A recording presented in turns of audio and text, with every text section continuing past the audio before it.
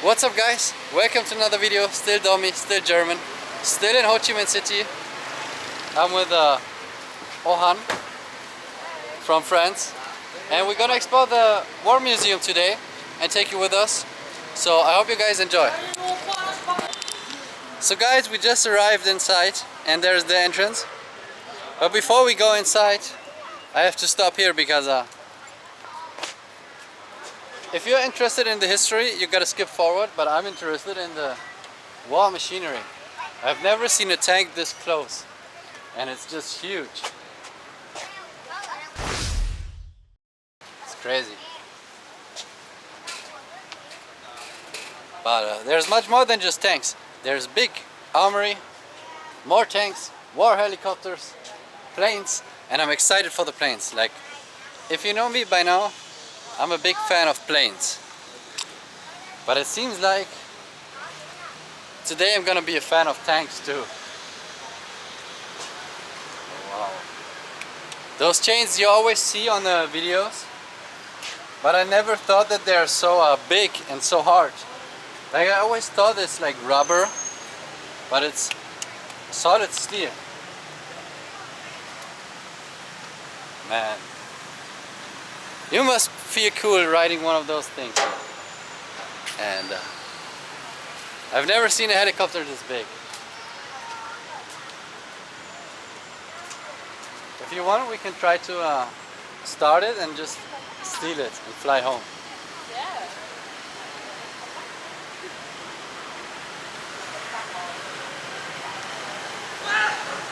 Also look at the wings of the helicopter. The rotor blades. They're just so huge. And you know, a bit of science. There's a physical law from, I think, Newton. And it says if you have a force going one way, you always have an equal opposite force. This is why helicopters that have one blade always have a blade on the back, because otherwise they would just spin. But the army ones, they just use a second rotor blade and it spins the opposite direction so that it doesn't spin. But if one of those breaks, you're gonna have a bad time. But they're so big. Like, if you see them in videos, you think they're just like small helicopters. I know they're big. But yeah, let me go to the planes and then don't let me have the French friend wait for too long, because I don't know if she's so interested in those. She probably wants to go in, but yeah. Here we see a fighter jet, also like scary big. And here, if you can see, those tubes are probably guns. And those tubes here, they use the pressure of the atmosphere to measure how fast they're going. So these tubes in the front, they actually measure how fast you're going on the plane. Here probably got some rockets and stuff. And here's some of the heavy stuff. I'm not a gun expert, but I'm very into airplanes. And here you have the air intake, because as you might know, you need air to use the engines. And oh, this is crazy. I don't even remember if I did an intro or not, but I'm just too excited to see all those planes. And here what you can see is the nozzle or the exhaust. And also here you can see they can redirect the flow. And they have a lot of holes here, which means they probably have an afterburner. And afterburner is literally just you can burn your fuel air mixture. You can burn it fuel rich or oxygen rich. But if you burn it fuel rich, you gotta have some fuel in the exhaust. And what you can do is you can combust the left fuel in the exhaust to get some additional thrust. And you can redirect it using those things here. So short tutorial to what an afterburner is. This one looks also crazy. Wow, look at this. And it's also so big, but this back there is the biggest one. I've never seen a fighter jet this close. You can see those are for protection. Normal planes don't have them because the chance that bird or trash is going in there is just too low, and you lose a lot of trust by having those fences. And there you can see the turbine, which is just pressing air behind the plane. I can show you in the back. Do they have guns here? No, just landing gear. I hope it's fine that I'm just walking below all of their planes and stuff. We will find out once I get arrested. And here again you can see that's where the air gets pushed out. And you have those things here, they move, and you can like redirect your thrust. Also you have your, same as on every airplane, if you ever flew passenger plane you will know, no step. And probably here's a hoist connection point. And wow, here's the big ones. Here we go for the big ones. Oh, it's the US Air Force. Oh wow. I think somebody's just sitting in the plane and moving the flaps. Not flaps, but I don't know how to say in English. But you see, oh. And it's actually in those old airplanes. Here you can see the flaps. And probably here, in there there are the flap motors.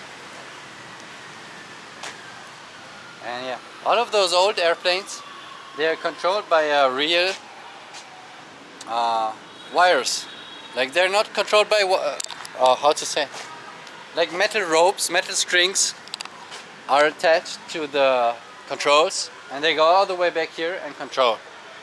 Nowadays, if you're in a modern passenger plane, you will have fly-by-wire, which means all your commands go to a computer and then through a cable to control the systems. Here I guess we have some guns. Wow. I hope YouTube allows this video because of so much weaponry. Oh wow, you can even take a look inside here. Wow. I've never been able to see a plane this close, like one of those planes. Here we have the propeller, and yeah. I hope you enjoyed the airplanes, but I'm just gonna search for my friend now and then we're gonna go in, because there's a lot more to know about the war than just staring at airplanes. So oh, I was just about to say see you later, but let's stare at tanks first. Let's stare at tanks first. Wow. I'm still shocked by how big those rotor blades are. And over all those tanks. Again, it's like full on iron or metal. I always thought it's rubber. Even bigger ones. They almost look like a train. Here you have the hydraulics for the thingy.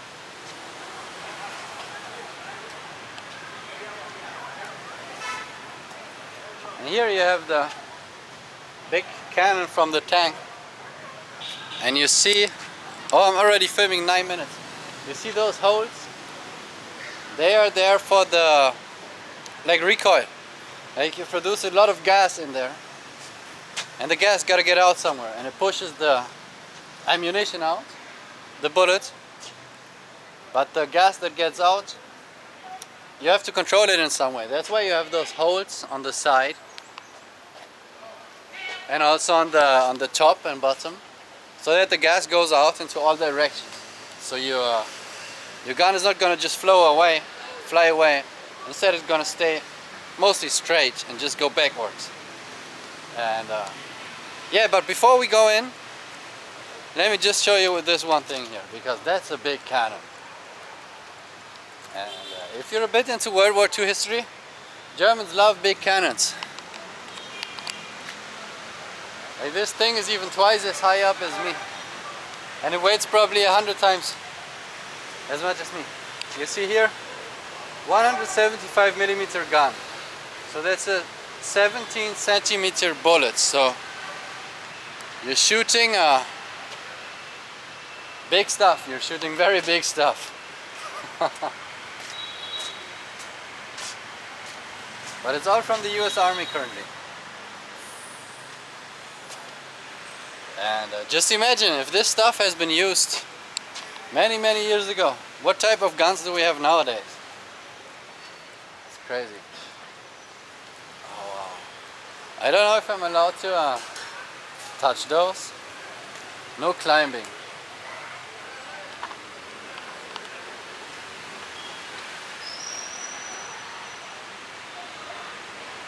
Can I aim here? And then you probably press some dangerous button. I think here. Like on a car. But even though all those war machineries are quite cool, I think they're a bit useless here in Vietnam, because if you ever went out of a city and you explored the nature, you will know that with these things you don't come far in the war. Like the helicopter may help, airplanes may help, but those things, they have no use here in Vietnam. So yeah, I've been just talking about planes and guns for like 10 minutes, so I gotta find the person I'm here with. And yeah, see you soon. So now we are in a room that shows a lot of cool stuff I should probably not show on YouTube. And they have a lot of signs telling stuff about the war.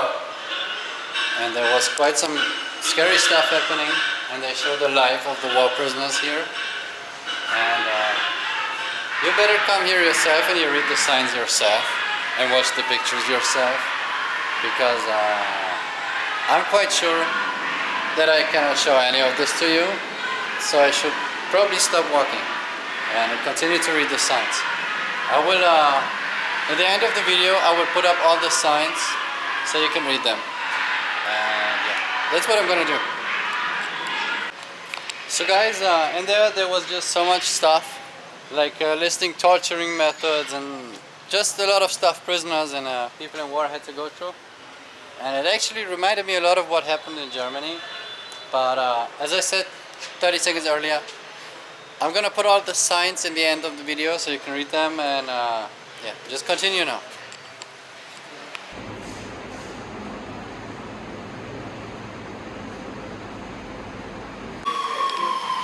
So we went through the first small building, and here you can actually see the kind of stuff that has been dropped on Vietnam in the war. And you can even hear it. Like now the sound stopped, but I think this rocket is just playing. Yeah, there it is.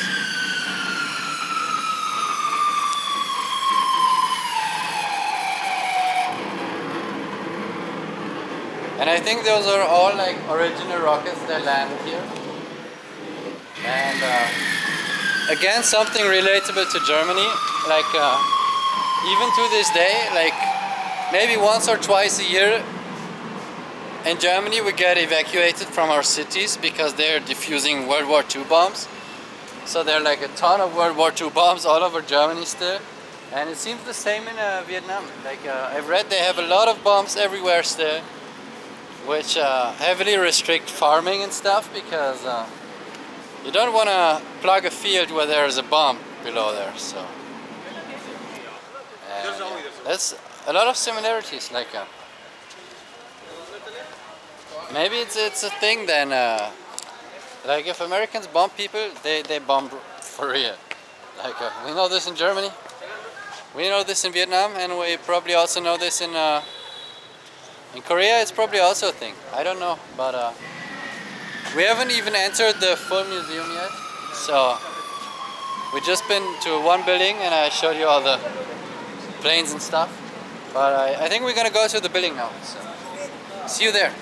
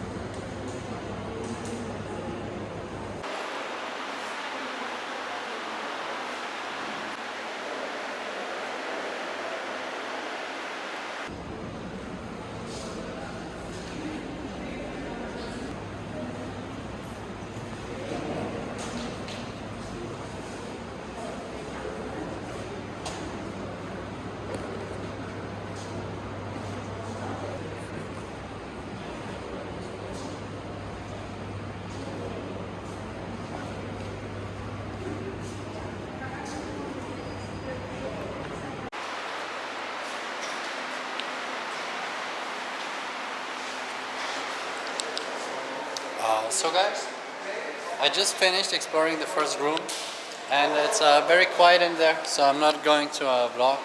And there's a lot to see, also a lot of stuff I cannot post on YouTube, but there's a lot more to see here. And I'm just thinking, how should I make the video? And I think the best idea would be to just tell you to come here on your own and watch it on your own.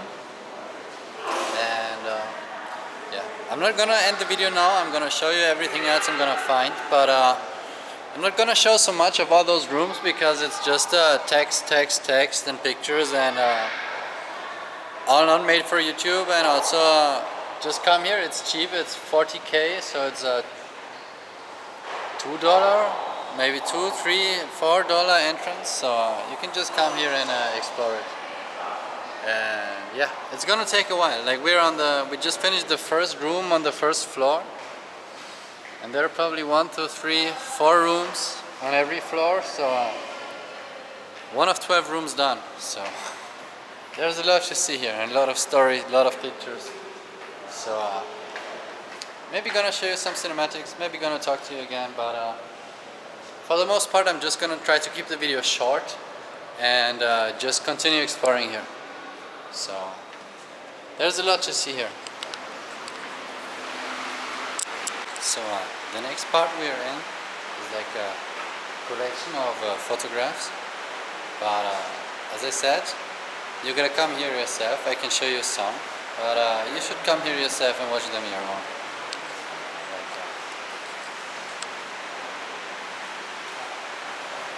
Entire room is full of photographs and everybody's quiet, so see you later.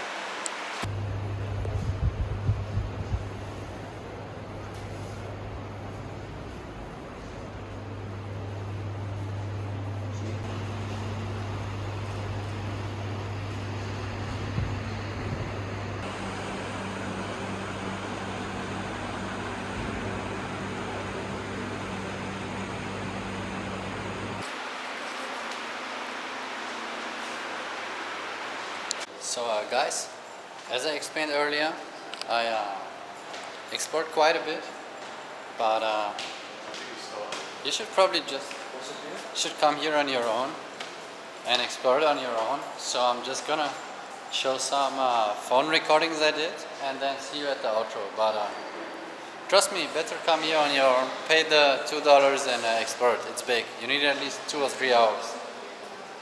It's a very sad place, and just come here on your own. So guys, I by now finished most of the museum, and most of the stuff, especially in the end, gets very, very disturbing, so I don't enjoy looking at it. But here what I wanted to show you is paintings about the war, but made by children. You can see here the age. And the children, they just painted the wall, like 11 years old.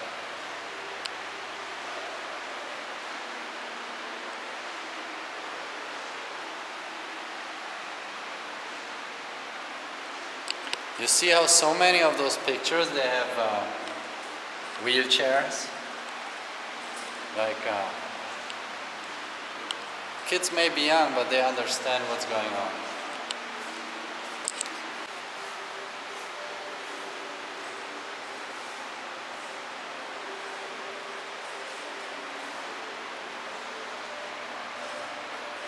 So guys, I'm now outside of the museum again. You can see my airplanes, and yeah, I just put together what I just seen and thought and told you guys. So it's probably the best thing you would just watch a war documentary, or you visit this place on your own, or yeah, I could make a 5-hour video about this museum, but it's as I said, it's the longer you're in there and the more you look at, the more disturbing stuff they show you. So it actually reminds me of if you ever did a tour of a German concentration camp. That's what it feels like. You just get more and more sad, and you even have to fight not to cry if you see some of the stuff there. So it advances from afterburner to war crimes quite fast. And yeah, I'm just gonna take this place here to end the video. Maybe get a good thumbnail with a helicopter or something. And here I can show you some more of the bombs. Like the Americans, they went serious. Like they dropped a lot of bombs. Like not just a lot, they dropped a lot of bombs. Here you can see. But yeah, anyways, I hope YouTube doesn't restrict this video. Especially not if I have a thumbnail with a tank. But yeah, I hope you enjoyed anyways. I hope you come here. I hope you take your time to explore this stuff. And there's a lot I didn't know before about the Vietnam War. Also, a small thing you always got to keep in mind, this museum was made by the, you could say, winners of the war. So facts are facts, and a museum is a different thing. Like history is always made by the winners. So there are a few things where you think like, oh, it's a bit framing, like you can say, but it's not in a way where it's too much. So you can just enjoy it here. You won't go home brainwashed from propaganda or something like that. They stayed quite honest, I would say. Like for example, if you would go to a museum like this in China, I would not expect it to be this honest. So yeah, I parked my helicopter here. I'm gonna ride home now, and see you in the next video.